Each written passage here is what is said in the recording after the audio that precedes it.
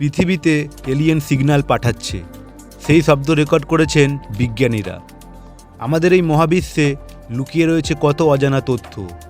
পৃথিবীর মতো অন্য কোনো গ্রহ আছে কি না, বা থাকলেও সেখানে প্রাণের অস্তিত্ব আছে কি না, তা জানার জন্য প্রতিনিয়ত চেষ্টা চালিয়ে যাচ্ছেন বিজ্ঞানীরা। আসুন আজকের এই ভিডিওতে জেনে নিই এলিয়েন সম্পর্কে কি বলছেন বিজ্ঞানীরা। এই এলিয়েনদের উপস্থিতি খুঁজে বের করার জন্য কখনো মঙ্গলে আবার কখনো চাঁদে গবেষণা করে যাচ্ছেন বিশেষজ্ঞরা, কিন্তু এখনও পর্যন্ত এলিয়েনদের উপস্থিতি নজরে আসেনি। তবে অনেক সময় এমন কিছু ভিডিও বা ছবি ভাইরাল হয়ে যায় যা এই ভিনগ্রহীদের উপস্থিতি প্রমাণ করে দেয় বারবার।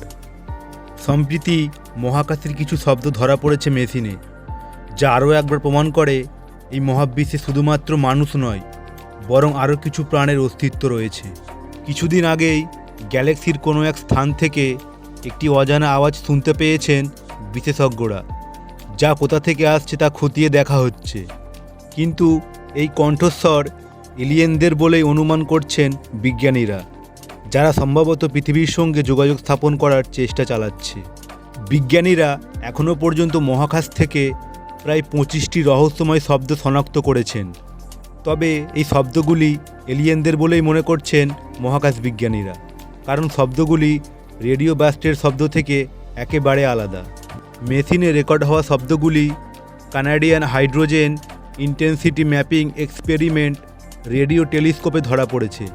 2019 সাল থেকে 2021 সালের মধ্যে এই 25টি শব্দ রেকর্ড করা হয়েছে।